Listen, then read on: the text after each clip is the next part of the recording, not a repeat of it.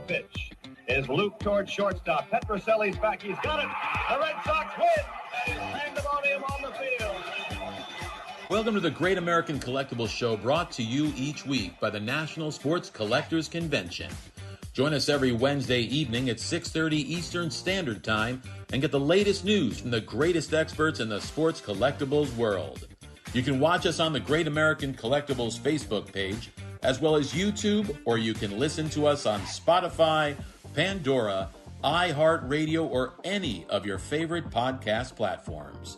And now your hosts, award-winning sports collectibles author Tom Zappola and Red Sox Hall of Famer Rico Petroselli. Are you kidding me? No, you know why? Why? No, the computer, it went down. Oh, I went down last week. Well, let me tell you what happened, and I'm going to give you the backstory. Yeah. Louis, you don't know this. Okay. Welcome, everybody, to the Great American Collectibles Show. Scott's in the house. Lee's in the house. But this is a story. Last week, Rico, we had a problem with Rico's computer. Yeah, right? yeah. Right. So, make a long story short, we were not able to we were not able to get Rico on the air with us. So Rico was very upset, justifiably, and there was a little deflected anger. I'm going to call it deflected anger. Yeah, but that's okay. No, all right. But I got to tell you what happened. Yeah. Now you have a wonderful wife. Oh yeah. All right. You have a wonderful wife. That's all I know. She had no idea what happened. She had no idea what transpired. That night, I'm sitting in my Chase Lounge after the show, and I'm having a coffee, and my phone rings, and it's Elsie. She reams me. Oh, God. And she's like the gentlest person. Really? Oh, she says, Tom, I'm telling you right now, Rico's really upset. Blah. I said, Elsie, do you even know what happened? She goes, I don't care. She supported you 100%. Yeah, well, I appreciate that. But I was two things. I was embarrassed that I couldn't get on because I just had a new computer, and that was justifiable. And so I got mad, and so and then I got mad, and of course you took it on your husband. Yeah, well, right. And the guys that you had on, Joe and Leighton, they were fine. They were laughing like crazy. Joe and I said to me, "Geez, I'm so embarrassed." Yeah, Joe Orlando. What do I know about? Joe Orlando said to me, and Leighton, they both said that was one of the funniest shows that they've ever been involved with. They had a blast. Yeah, but that's nice. No, but doesn't make you feel welcome, Rico. I know the basics of computers. That means I know how to put it on and turn them off. Right. So that's it. Well, my apologies to you. No. There's one other thing that you missed. And to Lou. There's one other thing that you missed that I did not tell you about. It happens, Rico. Just relax. Oh, yeah. I was so frustrated. Can I tell him stinking about when he came back on and he didn't know he was on? Oh, that's like 2 shows in a row, though. So is that right? Wait. Yeah. So now you must have been working on your phone. Yeah. I tried everything else. You didn't realize that you were on camera. Oh no, yeah. So you're going like this. And you're sticking your tongue out at us. We were howling. Oh my God. I had no idea. Anyways, welcome to the Great American Collectibles Show. It was good. Scott Russell from the Collector Connection in the house. Lee Behrens from Sterling Sports Auctions. Lee, you look kind of cool, man, without the hat on. You look like a accountant. Looks a lot younger, right? You do? Yes, it's the beard. Is that what it is? Oh, it looks good. Well, after I cut the whole beard off, then everybody's telling me I look younger. But no, you look good. You look good. Scotty, what do you think? Think he looks good? Sure, why not? Well, compared to Gee, thanks. All right, listen, Lee, you have an auction going on. Yes. Scott's going to be with us for the whole hour, guest hosting, but you have an auction going on. Why don't we talk about it? Yeah, the auction actually starts Friday, December 12th. So there is a preview that's up. I'll be adding to that until the start of the date. It's real nice. I mean, I have a couple roofs in this auction, a real nice E210 York Carmel PSA 2. Very nice. A well-loved 149-33 Gaudi. So we got those as the headliners, but we do have some other wonderful cards. O'Hare Polar Bear. Oh, Tough very card cool. out of the T206s. Gotta have a cob in there. Bad on. Is that bad? I can't see. Yeah, it's a bad on. Okay, yeah. What's the grade on that? It is a 1. There's a Okay. lot of bigger cards I have in this auction that are lower grade. A 53 Manto in a 1 with a mark. But you know something? I'm telling you, we've talked about this a zillion times. Scott, we talked about this too. Lee, your inventory is geared for the average. I'm saying most of your stuff is geared for the average buyer who can afford it and own a great card. Right, and that's what the thing about the low grade stuff is. There's those core of people, they just want it and they don't have the budget to buy even say a 3 or a 4 in a big card. So like when you got the 53 Mantle, it's something like this that's is as affordable as it's going to get for most people. Will that go up? Will the prices ever go That's up? a good question. You know, the worth on those particular cards? Yeah, it's never hurt. I mean, because if the top end goes up, the rest of it all follows. That's what's Scott, so that's a good what are deal. your thoughts on that? I mean, It's not just budgetary constraints. There's a core of collectors out there. I'm sure you're familiar with Lee, the old baseball card guys, the OBC guys. They want to own it. They're not worried about condition. They want to have as many different cards as possible, which is a big competition in that group.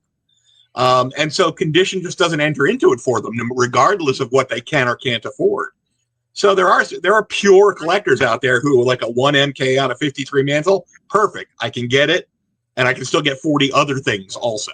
right. No, that's a good point. I mean, when I first started collecting my T206 cards, I can remember, I mean, I didn't know very much about them, but I loved the cards, and I was buying 1s and 2s. I mean, raw for $6, $10, $11, right? Yeah. Kept them to them, and then obviously wound up getting rid of them. But it was great to get started. That's how I got started. That's exactly what, when I got back onto eBay in about 2000, I can't figure out how I had 60 of them prior to that living in Minnesota. But in 2000, I got on eBay, and like Tom said, you could pick low grade commons up for $5 or $6. Absolutely. I would buy lots all the time and sell the doubles and keep what I had. And if you got something, Yeah, nice try to find a deal, lot of T206s anymore. No, that doesn't no, happen. it's a different day and age on eBay with that. Lee, what else do you have besides vintage cards? I mean, do you have on any boxes? What else do you have? I have a good one, champion John Sullivan. Once again, it's a 2 mark. Yeah. It's John Sullivan's always popular. Trying to think. I got a lot of raw cards, football, baseball. I had a gentleman that basically gave me 33 Gaudis, 34 Gaudis, Diamond Stars, 41 play ball, 52 tops, 53 tops, 54 tops. And they're basically all raw. So I have all those cards. I have in lots, most of them. But they're really nice, especially the tops ones. I was really disappointed in the grades I got from SGC, as nice as the cards were and what they came back at. It was like, wow, they've really gotten tougher. What do you guys? I'm going to ask both of you guys this question. So when you get a group of raw cards from a consignor that are going to be low grade, who makes the decision to either get the cards graded or sell the cards raw? I personally make the decision, and I look at what the price is. And to me, I look at, say, if I think it's near mint, I'll look at the price of X, because the way the grading is lately, I mean, it's just amazing how, like, that group I sent a 52s off, I thought, I might get an 8 in there, some 7s. And shoot, some of them were even coming back 4s, but I only got 2 6s out of the bunch. So it's like, I always thought I was a tough grader, but obviously the standards have really changed. Scott, what about you? How do you handle that when you get a low grade card, T206 card, for instance? Do you make the decision? Do you discuss it with the consignor? How do you? Our policy is, I mean, in effect, I'm going to wind up making the decision, but I always consult with the consignor because I am spending their money. So I usually give them a rundown of what we want to grade and the reason we want to grade it. And if somebody says no, then we don't do it because, again, we are spending their money. Gotcha. But, yeah, it's basically my discretion. I very rarely have had a consignor go, nah, don't do it. Really? One of them that recently I'm doing the last part of 4 parts of a T206 set that was given to me. And after I ran the first part, they were kind of lower grade, but I was looking at the VG prices of T206s and what I was getting for them raw. I just asked the guy, do you mind if I send off the cards that I think will get your VG? What are VGs going for now?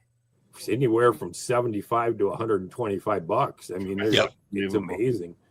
And so for 15 with SGC. Yeah. Wow. And you're going to get 30, 40 raw.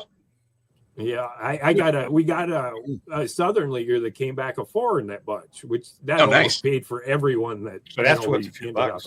Graded. So, that was good. Guys, I've met a ton of people, really, big fans of whatever team or sport. And you go down in their basement, and I'm telling you that it's unbelievable. Stuff all over the place. You're seeing that more and more. I have stuff all over the place over here. the years. Over the years, I mean, it's been incredible. And I don't know if they don't want to consign some of the stuff. Really. Well, it's there's a guy I know. His name is Petroselli, whose basement looks very similar to what you're describing. Yeah, but Petroselli wants to sell some of the stuff because Petroselli. No, has but gold in there. They also have cards. We had one guy had a whole team card, whole team. It was framed, right? First base, second base. Oh yeah, you team. see all kinds of stuff. Nice. So it's common, right? Yeah. So hey, what else you got? Oh, we got some nice Topps cards. Brett rookie, which is an 8. A 64 Mays, which is an 8. And I got a mantle, a 59 mantle in the 7 coming, and the 66 mantle in the 7. I have I broke down a 66 top set, a 69 top set. I got a 73 set. I pulled the Schmidt out of there to do individually, but the rest of the set there, and then the 75 set that I pulled the Brett off. But it's quite a variety. Right now I've entered over almost 600 lots, and I've got more coming in. The weather hasn't been doing us any favors to getting stuff in the holidays. Yeah, not bad for one-man operation, man. Yeah, I like it. I mean, there's the diversity. I mean, it really helped that I had a background in pre-war, that I've always had a good steady flow of that. Yeah. I mean, so. You get much hockey because up in Minnesota, Minnesota, a lot of hockey fans, great college hockey.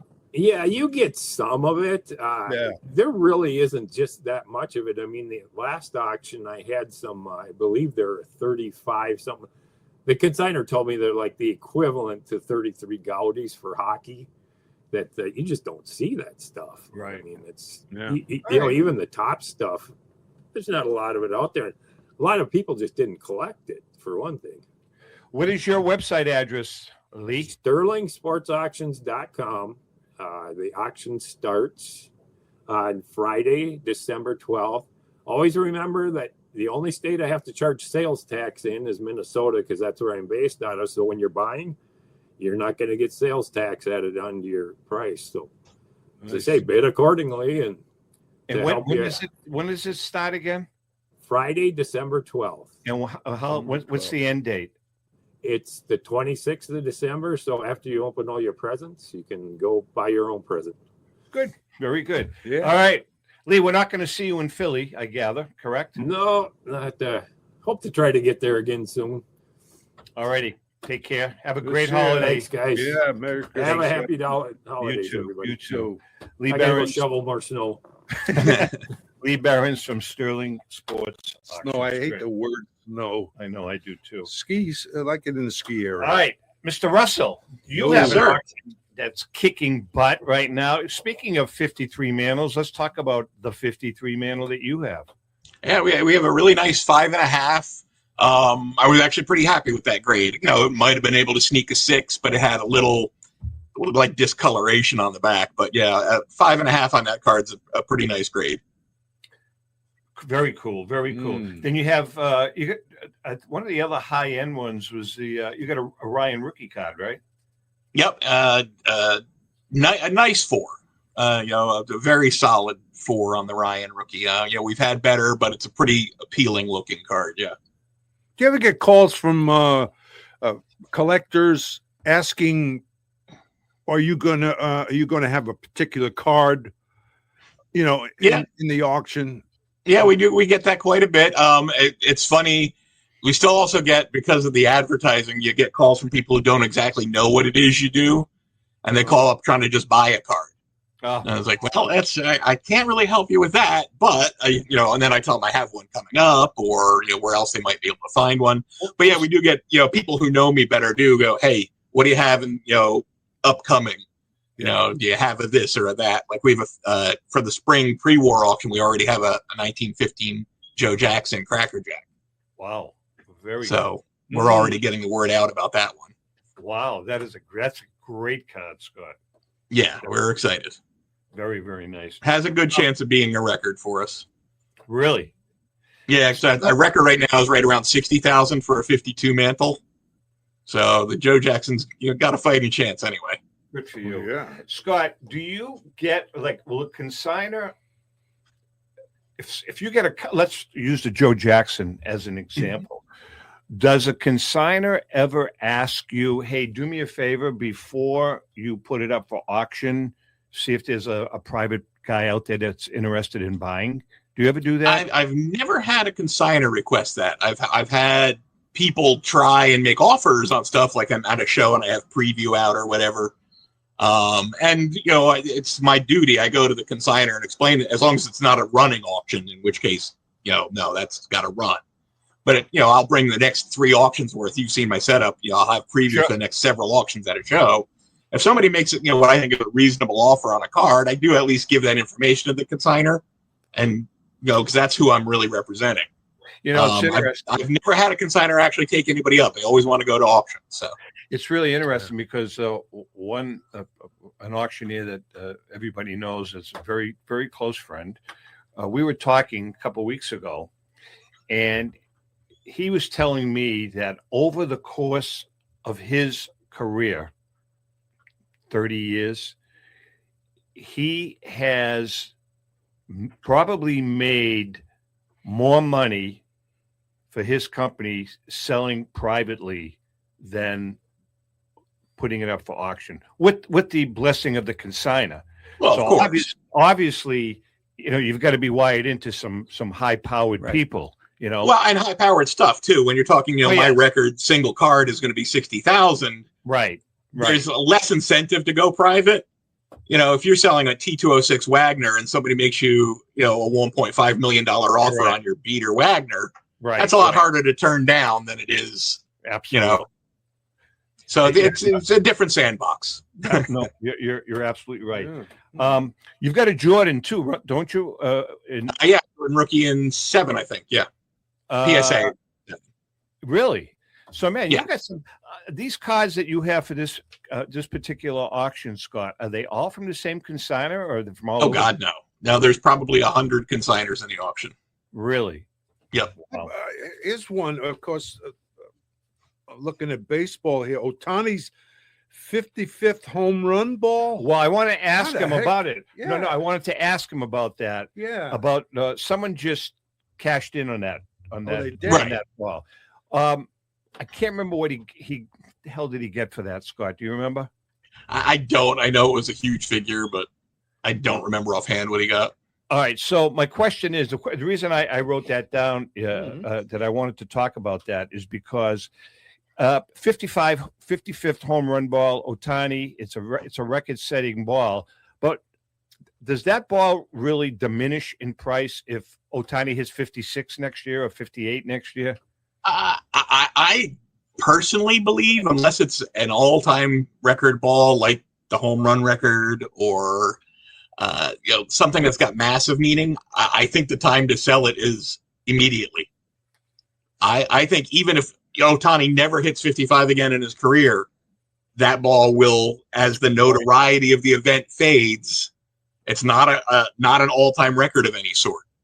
So there's not any real massive history behind it, and the time to sell that ball is the second you get your hands on it. Good point. Scott, I think the kid Raleigh from Seattle, who's all kinds of records for a catcher, to me, his ball is got to be worth, if he can get it, if he has it, that home run ball, 60 home runs. I know. Are you kidding me? For a catcher, that's incredible. I mean, no, it's absolutely bonkers, but it's not an all-time record of anything except for a catcher. For a catcher, which, that's still not going to maintain the historical interest that. Well, plus he's playing in Seattle. What if it was New York next year? Yeah. What if it was in New York?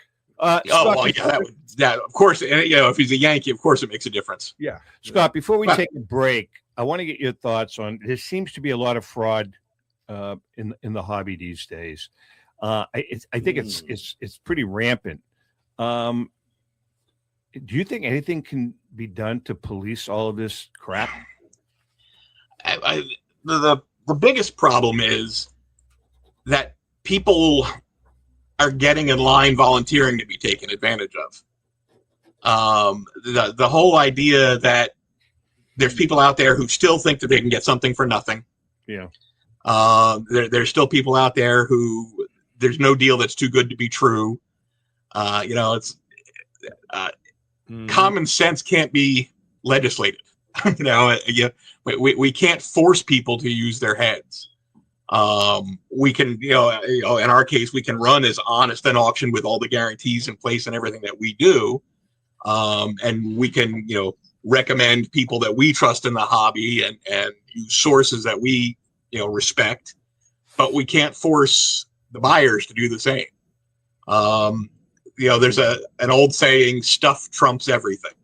Yeah. If you've got great stuff, it doesn't matter what horrible things you've done. It doesn't matter if you've counterfeited. It doesn't matter if you've trimmed. It doesn't matter if what kind of fraud you've committed. If you've got great stuff, the people will come lining back up. And so, how do you fight that? Yeah, it's really good. It becomes disheartening. All right, Scott Russell's in the house. He's going to be with us for the rest of the show. We're going to take a quick break. When we come back, Rico, guess what? Another crackerjack moment. Great. Hang in there. We'll be right back. All right.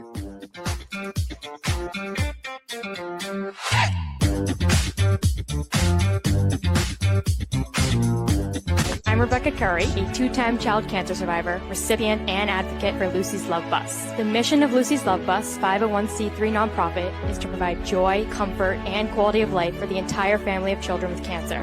Since 2006, they have delivered love and comfort to over 3,000 children with cancer and their family members across New England. The dream of Lucy Grogan, an 11-year-old cancer patient, was to help kids with cancer who are suffering right now, before there is a cure, by offering free, integrative therapies like art, music, horseback riding, and many other activities. Unfortunately, Lucy passed away, but her dream lives on, and today Lucy's Love Bus is thriving.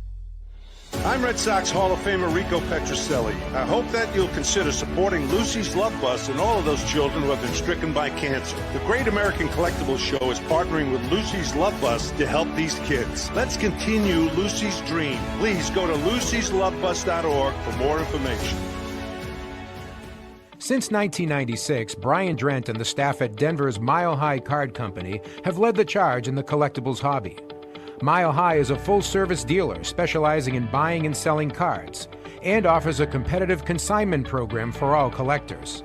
Whether it be their computerized want list service, appraisals, or auction services, Mile High has it all. If you've been searching for a company with a selection of high-grade vintage 1888 to 1970 baseball cards and memorabilia that shares your passion, aim high, Mile High. Go to milehighcardco.com or call 303-840-2784 for more information. Let's go! Batter up! Hi, everyone. This is Rico Petrocelli. JustCollect.com. a leader in the vintage sports card industry, is giving free appraisals on your vintage cards. They'll evaluate your collection for free and let you know the value of it at no cost and no obligation. If you're ready to sell, JustCollect.com will offer you industry-leading prices to buy your card collection. To begin your free baseball card appraisal, visit JustCollect.com or call them at 732-828-2261. That's JustCollect.com for your free vintage card appraisals and top buy prices for your cards. Check out JustCollect.com today. Hi, this is Dan from Memory Lane Auctions, here to remind you that the renowned Memory Lane Collectibles Company has served as a beacon of light to the collecting community for the past several decades. Indeed, folks, it has been our utmost privilege and pleasure to provide the most enthusiastic collectors with an abundance of the finest sports cards and memorabilia for America's most coveted sports personalities via our world-class auctions. Whether you choose either a private sale transaction or the auction route, Memory Lane cordially invites you to reach out to us to maximize the value of your prized possessions. Also, it is not just sales that we pride ourselves on being the best of the rest, because if you are seeking a particular keepsake for your esteemed gathering, we will be relentless in our quest to find that special piece to fulfill your collecting dreams. So no time to wait. Reach out to us today for the purposes of capitalizing on our unparalleled marketing capabilities. Simply pick up the phone and dial 877-606-5263. That's 877-606-LANE, or find us on the World Wide Web at www.memorylaneinc.com. Now is the time for your valued consignment to ultimately become another one of Memory Lane's record-setting prices. With record-breaking sales from everything from the white border T206 Honus Wagner for $3.12 million to some great items that support the Jackie Robinson Foundation, Golden Auctions has set the highest standards for the finest in sports cards, autographs, and game-used memorabilia. We're always accepting consignments of high-end premium sports treasures or entire collections. Please register for our next auction and bid now at goldenauctions.com. That's golden with an I. We at Golden Auctions are committed to providing unsurpassed customer service for the discriminating collector. That's exactly why we're the leader in the industry. Visit goldenauctions.com or call 856-767-8550. Remember, Golden Auctions. We don't just break records, we shatter them.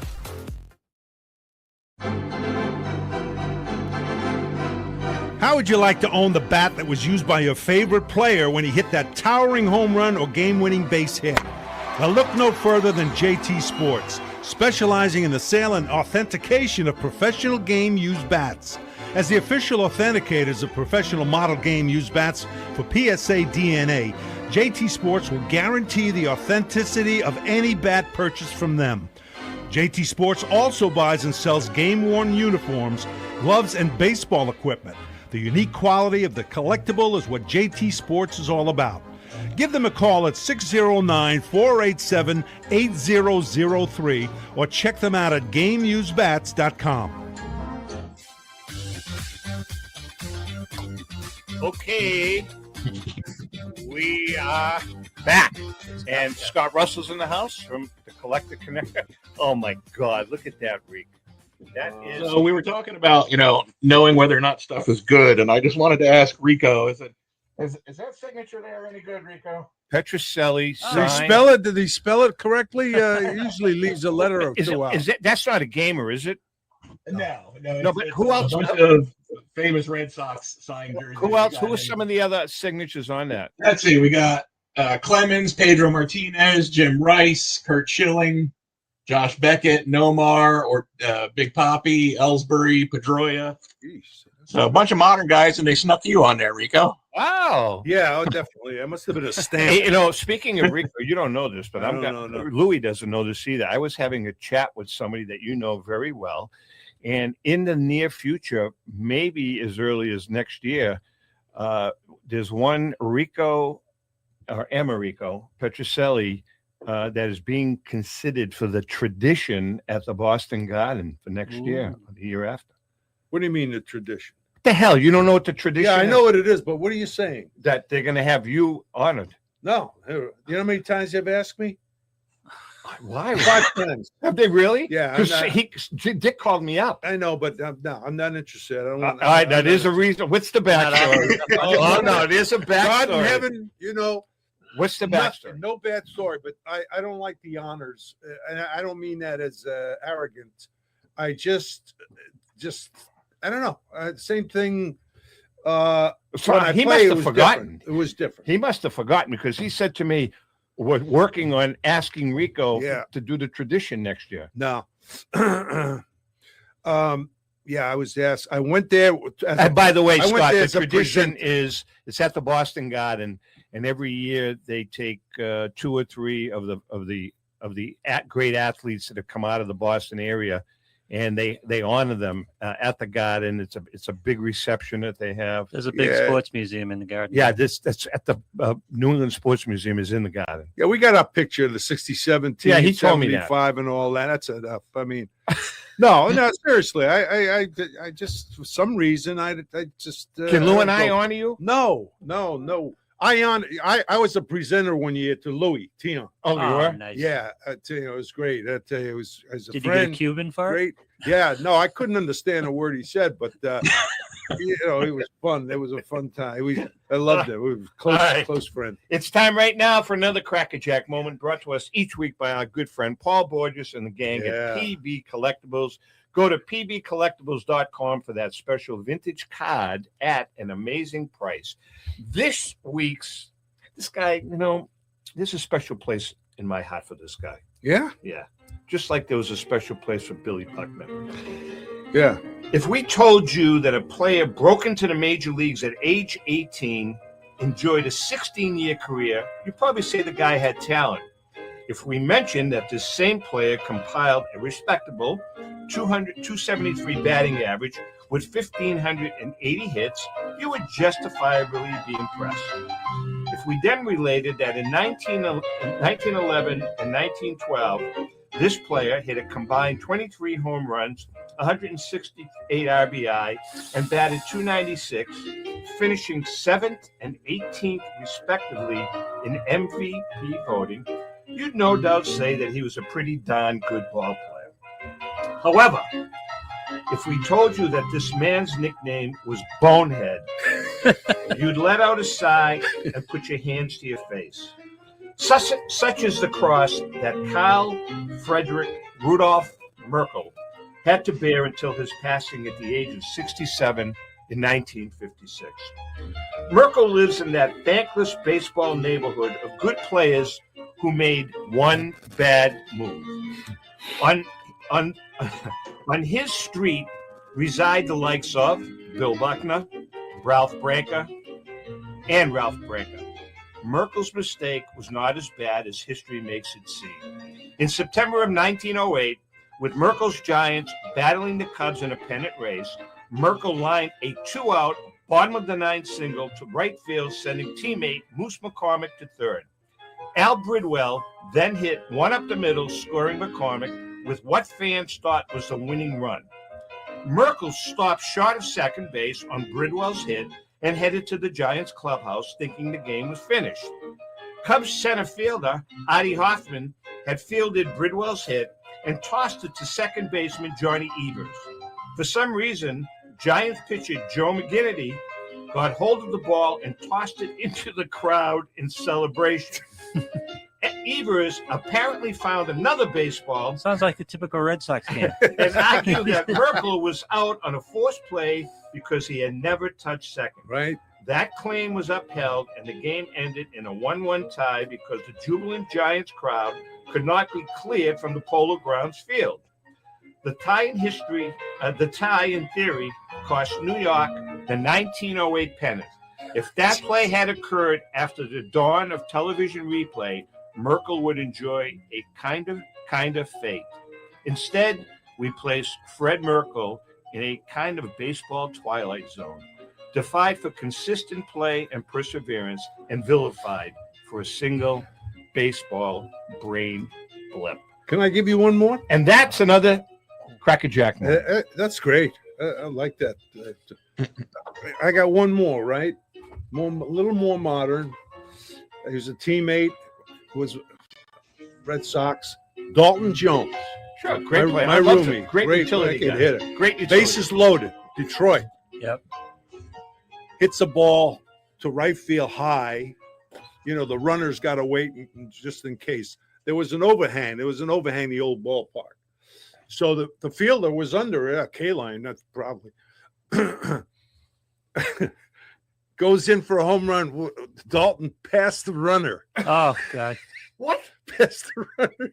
And got a single. What the hell was he not thinking? No, I don't know. He must have been looking at the ball and just running. I said, he was a good Roomie, what the utility- hell are you him? doing? He was my Oh, roomie. he was a great good- guy. He was great. He was a good utility guy. Yeah, good hitter. Boy, I'll give you another one. Luis Aparicio falling going around third. That's right. I'll give you Oh, that how one. come I was on those teams? By the way, go to tomzappalamedia.com/Crackerjack Collection to order your copy of the Crackerjack Collection, baseball's prized players. Nice. This book will give you a glimpse into the personal and professional lives of the players in this iconic collection. That's the Crackerjack Collection, on sale now at 30% off at the regular retail price. That's tomzappalamedia.com/Crackerjack Collection. Now, the reason we're selling the book, the backstory is that we got a call, and I've said this a couple of times. We got a call from our book distributor that they found 4 cases of the Crackerjack book buried in the warehouse. So we've got about 50 books. It's the last 50 books that exist. Ellen and I took a ride over to the warehouse. We signed every one of them, and you can get them on Tom Zappala Media for 30% off. Nice Christmas gift if you want one. It's if a you great don't already book. have Your them. So- books, your and Ellen's books are fabulous. Well- People love them. I love them. Well, that's a good segue. Thank you. Honest, really. We, Yeah, they're just Ellen and I, exciting. yeah, and we have one more that we're doing. We've been commissioned to write one more book. So this will be the He said eighth. that 3 books ago. He said that. This will be the 8th book in our series and final book. Do you remember the name? And what's it called, Tom? The name of the book is Legendary Finds and Sports Collecting Treasures. And it's going to be written by Ellen and myself. Joe Orlando is going to be writing the foreword. And Leighton Sheldon from Just Collect is going to be co-authoring the book with us. It's going to be a fun book. It's about all the great finds that have come across the hobby world. But then we've got another section. The next chapter, second chapter or section is called Epic Treasures. And we're going to talk about a lot of, they're not necessarily finds, but they're treasures that were new to the hobby. Like, for instance, the Wagner T206, the Diamondback Wagner. The Gretzky McNall Wagner. Yeah, the McNall Wagner is really not a find, but it's an epic treasure. So we're going to have a lot of that in it. As a matter of fact, Scott, I got to tell you guys, there's another auction house. I guess I can mention your competition, right? You guys are all friendly, right? Yeah. Heritage Auctions, over the next 2 years, I want you to just see if you can wrap your arms around this. They have a consignment that kind of came out of nowhere. And this gentleman, it was a woman, her great uncle or a great grandfather was a collector. This guy lived in New York. This guy used to live, he did it basically, it was his livelihood, because he says he was so obsessed. He hung out at Yankee Stadium every day, then got to know the players. They consigned to Heritage Auctions a complete 1952, 1948 Bowman, 1953, 54, 55, 56 Topps set, complete sets.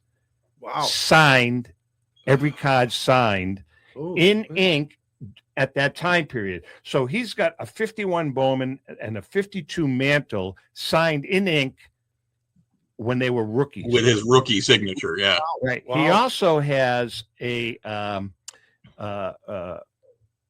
not a Crackerjack set. I can't remember. He's got 4 or 5 other sets, including a 1948 Bowman basketball set signed by every player, including George Mikan. I mean, that's actually one of the biggest cards we've had. We had a signed Mikan a few years ago.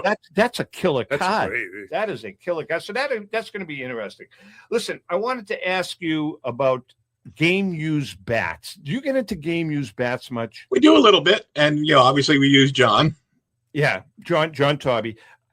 Game used bats seem to be really, really exploding. And I mean, they're so hard to get a hold of, Scott, with the modern players because they kind of, they have a say as to who gets them and, who. Well, would. yeah, I would actually say that they're probably easier to get now, though, because MLB steps in and certifies them and puts them out on the market for people. I see. As opposed to you had to get lucky and maybe they cracked one and a bat boy handed you one, or back in the day they didn't have a path to the collector, so you had to have a weird set of circumstances. One of the cooler bats we've ever had was actually an early 50s Granny Hamner gamer. Not that, Granny was a fine player, yeah, but the fact is there's just not a lot of that kind of bat out there. Yeah, really. Well, cool. The signatures now is big, right? I mean, huge. Mm-hmm. The bigger, Huge. So there's some players you'll never get. I mean, passed away, right? They never signed. And there is a big, which is what makes those heritage autograph sets so insane. Yeah, exactly. Yeah. Right. I mean, you can have, there's signed 52 Mantles out there, but they're signed in Sharpie, and when he signed them in 1968 or whatever. Yeah. Or 1984 in Atlantic City in '85 when he was at the But casino. when you get a 52, think about it. When you get a 52 Topps Mantle signed in pen in 52, when the guy handed him that card, he wasn't the Mickey Mantle that we know today. Yeah. He was Mickey Mantle, a rookie kid trying to make the team. And the autograph is completely different. You just said something about the moderns now, right? People do that now with the players. They take a chance, right? Now, I don't want to get into modern because I really do like vintage. I'm saying the only thing I with moderns, because I want to see the industry continue. Yeah, you're still rolling continue. the dice. I know, but still. You're still rolling but, the dice. Just some of the guys, do you get signed Cobb? Yeah, you can find them, but they're hard to find. Scott, you have a bunch of signed cards in your auction, right? Yeah. Yeah, we've got a 51 Bowman Duke Snyder, the Duke. 61 Topps Musial. So we have some nice signed cards in this one, but they are all modern signed. Yeah, it's they're still worth 51 Snyder signed in 51. Right. Yeah, they're still worth significant money. Oh yeah, they absolutely. I mean, especially because now Snyder and Musial are they haven't been with us for a little while. And getting cards signed still really wasn't that big a thing until fairly recently. Right. So, having a signed card has still got a little bit of extra cachet to it.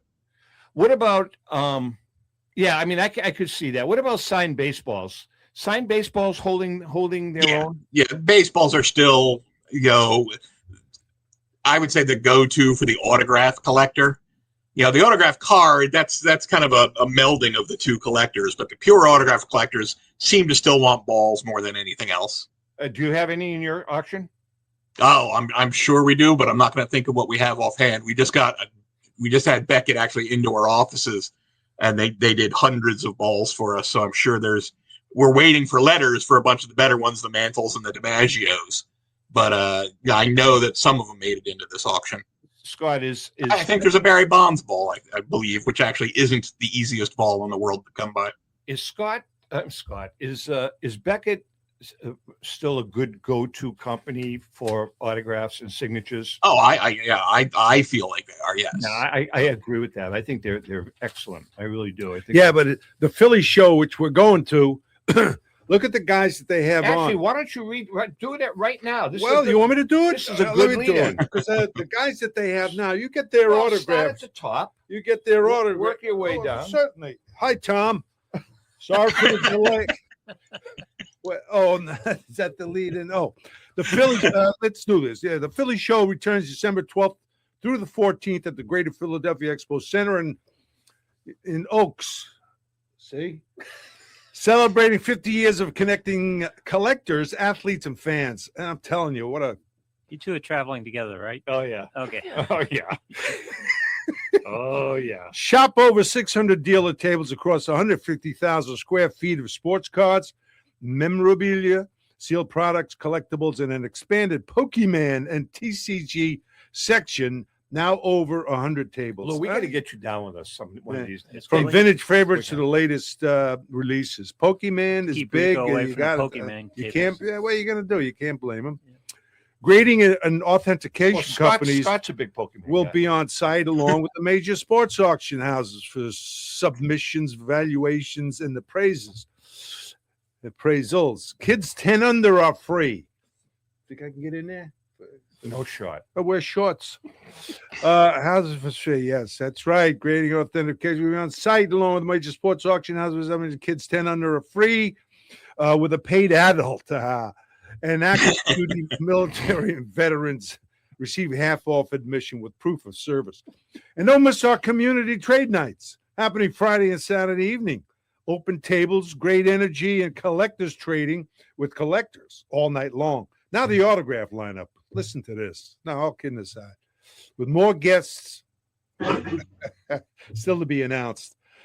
Meet current Philadelphia Eagles stars Cooper DeJean, Reed Blankenship, and Brandon Graham. Philly stars and legend of the past, Cole Hamels, Good player. hell of a pitcher. Larry Bowe, he's a good friend of mine. Lenny Dykstra. Lenny is coming out of the tombs to be in the show.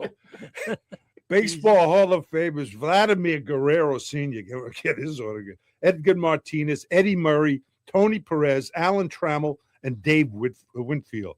Look at this NBA Hall of Famers, Dennis the Worm Rodman, and Dominique, the human highlight reel Wilkins. Yeah, he was something, Dominique Wilkins. And Yours truly. This is amazing.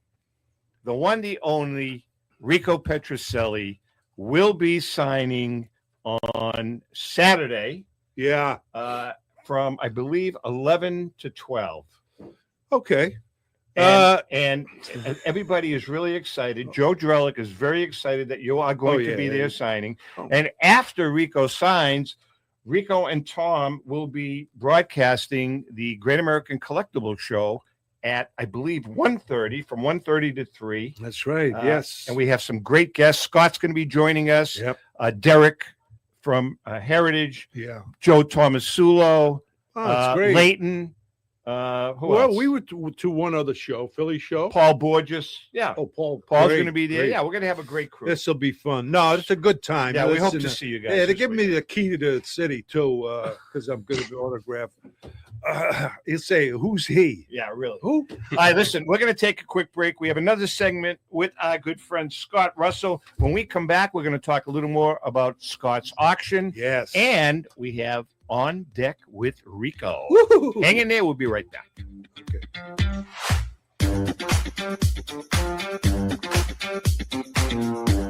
I'm Rebecca Curry, a two-time child cancer survivor, recipient, and advocate for Lucy's Love Bus. The mission of Lucy's Love Bus, 501c3 nonprofit, is to provide joy, comfort, and quality of life for the entire family of children with cancer.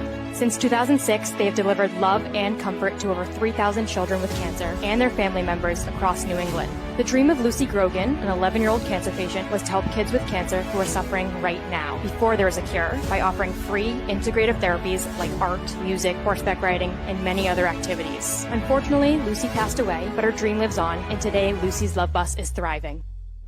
I'm Red Sox Hall of Famer Rico Petrocelli. I hope that you'll consider supporting Lucy's Love Bus and all of those children who have been stricken by cancer. The Great American Collectibles Show is partnering with Lucy's Love Bus to help these kids. Let's continue Lucy's dream. Please go to lucyslovebus.org for more information.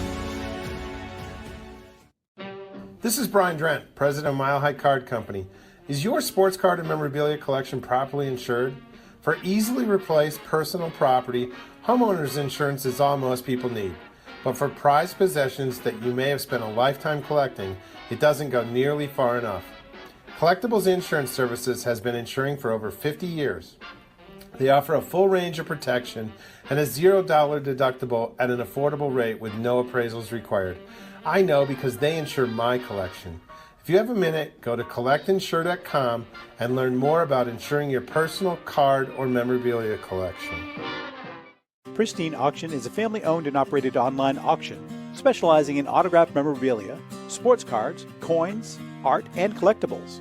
Since their founding in 2010, they've grown to 2 facilities in Phoenix, Arizona, totaling over 60,000 square feet. Jared Cavalier and an incredible staff of over 150 team members serve a very large customer base and enjoy every minute of it. By working with leading authentication companies, Pristine ensures all items are 100% authentic. In addition, third-party authenticators regularly travel to Pristine Auction to provide authentication services on site. Pristine Auction strives to operate its business in a way that's honoring to God, their families, and their customers. With a strong focus on speed, quality, and premier customer service, their mission is to be the leading online auction for every level of collector and fan. Pristine also works for Hope Sports and Identity Hoops International, traveling to Mexico to build houses for the less fortunate. Pristine Auction offers several online auction formats with thousands of auctions ending each day. For more information, go to pristineauction.com. That's Pristine Auction, the best in the business. If you're a discerning collector interested in owning the most important pieces in the hobby, look no further than Leland's Auctions. The original sports auction and appraisal house, Leland's was established in 1985 by legendary Pioneer founder Joshua Leland Evans. And today, President Mike Hefner carries on their tradition.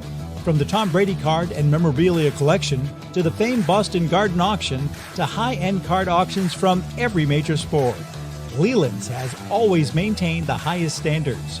Go to Lelands.com and get your bid in. That's Leland's, the hobby's leading sports auction house for 4 decades. It's often been said that championships are won on the practice field, and world records come only to those willing to work harder than everybody else. Heritage Auctions is the world's largest collectibles auctioneer because we believe that becoming the best is only an invitation to the challenge of remaining the best. This requires the skills of the hobby's top experts, capable of identifying and maximizing value for our consigners. It requires the most visited website in the industry, courting a global audience of collectors over 1.5 million strong. It requires a dedicated press department that expands our global reach far beyond the entrenched hobby marketplace. It's hard work, but a simple premise. Present the finest collectibles to the largest population of potential buyers, and world records will come. We invite all listeners to put the unmatched power of Heritage Auctions to work for you. Auction evaluations are always free, and our commission-based fee structure ensures that our interests are always aligned. The highest possible price for your collectibles. There will always be new world records to chase, so let's chase them together. Visit our website at ha.com and request your no-obligation review today. Hi, this is Dan from Memory Lane Auctions, here to remind you that the renowned Memory Lane Collectibles Company has served as a beacon of light to the collecting community for the past several decades. Indeed, folks, it has been our utmost privilege and pleasure to provide the most enthusiastic collectors with an abundance of the finest sports cards and memorabilia for America's most coveted sports personalities via our world-class auctions. Whether you choose either a private sale transaction or the auction route, Memory Lane cordially invites you to reach out to us to maximize the value of your prized possessions.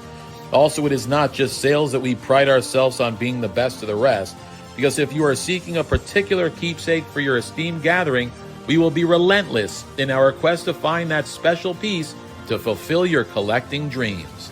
So no time to wait. Reach out to us today for the purposes of capitalizing on our unparalleled marketing capabilities.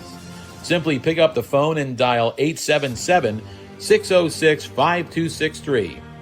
That's 877-606-LANE, or find us on the World Wide Web at www.memorylaneinc.com.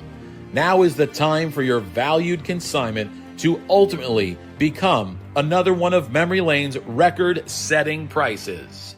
Hey, I'm Mike Petroselli. If your company is looking for the best in marketing and promotional items, you'll hit a home run with Petroselli Marketing. With over 8,000 suppliers and 650,000 imprint-ready items, we can get your company the visibility it needs to get your maximum exposure. Whether it be office promotions, wearables, automotive, sports items, and everything in between, Petroselli Marketing can do it all. Our design staff will even work with you from concept to delivery and customize your products. At Petroselli Marketing Group, we will get your brand in front of your audience. Contact us at info@petrosellimkt.com or call us at 603-880-3202. That's Petroselli Marketing, where no dream is impossible. Yeah, go to Petroselli Yeah, Petroselli Marketing hasn't done squat for the Great American Collectible. Well, we got a plan. We got a plan. Oh, really? What kind of a plan? Well, I can't tell you because it's a plan. But Michael has had the company. He's doing very well. Can and he send something to Lou and I? Swag, yes, any kind I of will swag. I take got care. some swag when I get the. Yeah, no, that's what do you minor need? swag. You need it. What do you need? Winter stuff or No, summer? I have. Oh, not this jacket. Oh, winter stuff. I have two really good jackets you gave me. Yeah. Well, what else do you need? The summer stuff or what's your size? I'll get your sizes. I'll take care of it. Don't worry. You're full of I get it for you next year. Okay, right. So Italian. I'll take care of it. Don't I'll worry. take care of it. Right. All right, it's time for our segment On Deck with Rico, brought to you by our good friend Brian Dwyer and the great staff at REA Auctions. Don't forget to get your bid in by going to collectrea.com. That's Robert Edward Auctions for extraordinary results and extraordinary service. Scott and I were talking a little while ago about some of the best people in this hobby, Scotty, and I think Brian is at the top or right near the top, right? Yeah, I don't want to rank him, but he's definitely one of my go-to guys. Yeah, he's a great guy. All right, this week's Lou's going to smile at this one. Okay. This week's question was submitted by Jim Piemonte. All right, this ought to be good. Yeah, Rico. Yeah. Should the Red Sox part ways with Bregman, move Meyer to third, and let Romy Gonzalez play second? Your thoughts? Because Romy Gonzalez last year hit righties and lefties very well. Oh, yeah, we could find a spot for him. But anyway, here's what I feel strong. I really feel. Sign Bregman. If you want to win, you're going to go for the win? Yeah. You want okay, sign Bregman. Sign what's his name from the Mets? Alonso. Okay. Now you got some power and you got the kid Anthony. You hope listen, don't make Anthony a Hall of Famer yet. Yeah, I love him too, but okay. Let him fair enough. Let him do it. But him and they have a hell of a lineup. So what do you do? And then I go after a pitcher with the kid Duran and others to sign to try to get number 2-3 pitchers. So if you keep Bregman, Trevor Story stays at short, and Meyer moves to second. He's your second baseman, and Gonzalez is back on the bench. Okay with that. I am too. Yeah, I mean, the thing is, you're gonna make moves. You know, you have guys, and if one guy doesn't work out, let's say in second base, you maybe have another guy, but you got a solid outfield. Well, are we in agreement that Sonny Gray is not a number 2? No, Sonny Gray Right? is no, he's not a number 2. They need, Crotchet is fabulous. I mean, nice, good. Crochet or Crotchet. They're not going to sign anybody. You don't think so, huh? No. Doesn't look like it. I know. John Henry is leading the fight for the new CBA, which will have a salary cap. He's not going to sign a contract more than 2 years. He's not going to do it at this point. So do you think that they're gonna like Peyton Tolley and the other kid, they're gonna roll the dice with them? Yep. Okay. All right. And we're going to It's a have good strike. point, though. That's right. We'll see if we have baseball in 27. Wow, interesting. They're foolish. All right, Foolish. Scott. Rico wanted to ask you a question. You remember the question you were going to ask? Yeah, what's hot? What's hot? What's hot and what's not? I'm always surprised. Nolan Ryan stuff has been popular forever, but boy, the low and mid grade Ryan rookies are really high right now. I mean, the 4 on our auction is already higher than what we projected it to finish for. We've got several days left. Really? Mantle never slows down. And we've got, probably a dozen Mantle cards in the auction that are all performing really nicely. So, Scotty, why aren't cards like guys from the 70s? Why isn't a Jim Rice rookie card worth a lot of money, or a Freddie Lynn rookie card, or I know even a George Brett rookie card? They're not overly valuable? I know Ricky Henderson is, but why aren't those cards picking up heads of steam? It's all supply and demand. There's a good supply of those in high grade. If you've got real money to spend, you can still go out and buy unopened. Right. It's just, there's a turning point somewhere in the late 60s where, it's still not quantities like we see today or the junk wax era or even the early 80s, but there's still just a lot more, Brett rookies available in high grade than there are Nolan Ryan or Seaver or whatever. And so somewhere around, probably around 72, 73, somewhere when they switched to producing the whole set all year versus in series, it just became that much easier to get everything you wanted, and more people put them away, and they were put away a lot. There was a lot less time right that passed before they became collectible. So a lot more survivors in that time frame than there were from 10 years earlier. What about marketing, Scott? Marketing more the 70s, these guys, they don't do much of that. There's not much marketing. You know that there's a card show on TV? No. No. That's a local. That's a Boston show. That's a Nesson show. Oh, is that what that is? That's on Nesson. Okay, because I said, what is this? Yeah, I said, this guy's smart. I mean, if you can get, Yeah, he cut a deal. You know who that is? No. That's Costa? Billy Costa's son. Oh, yeah, I know. Yeah, I did a card show with him. Chris for him. Costa. nice. He did a show with us. Yeah, At the I did. I studio. signed. Oh yeah, I signed it with that's Chris his show. Costa. But I mean, this.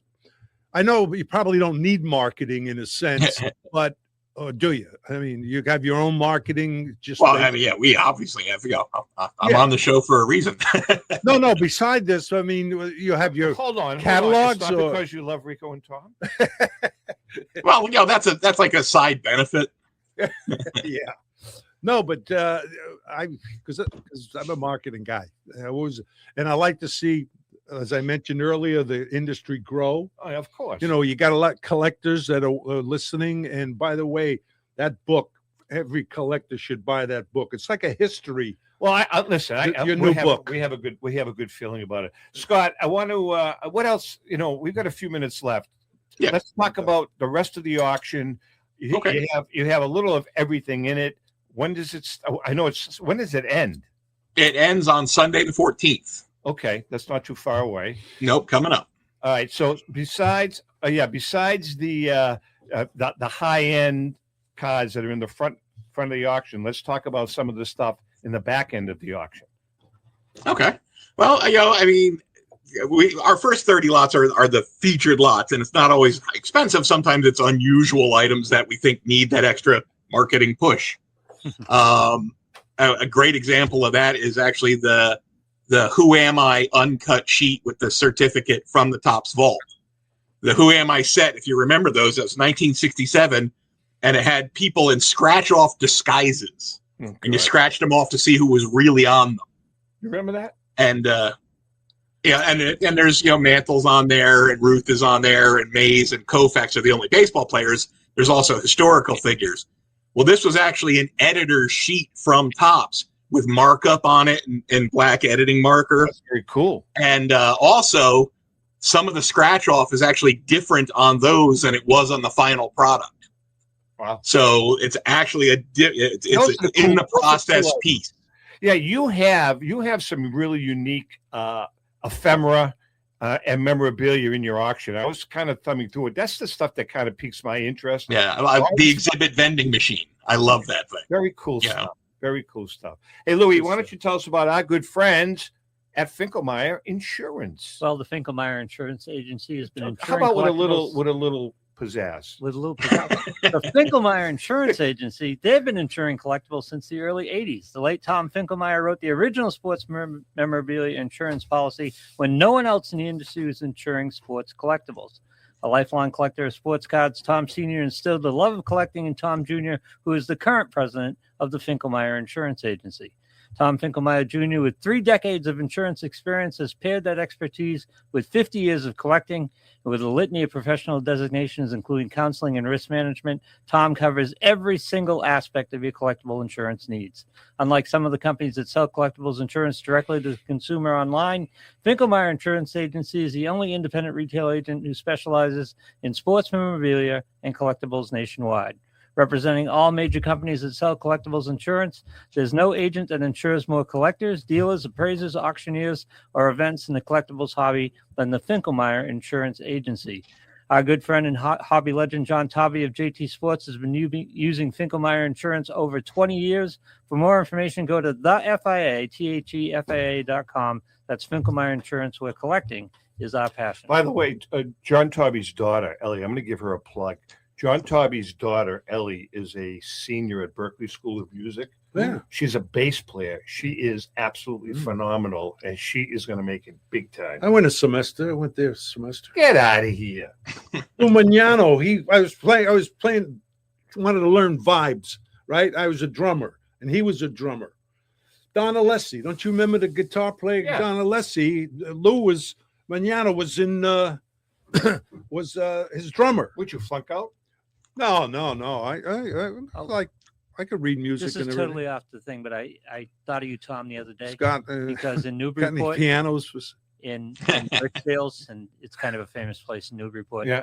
They had a sign up on the bulletin board. The original drummer for Santana, is in Newburyport giving lessons, apparently. Ooh. What?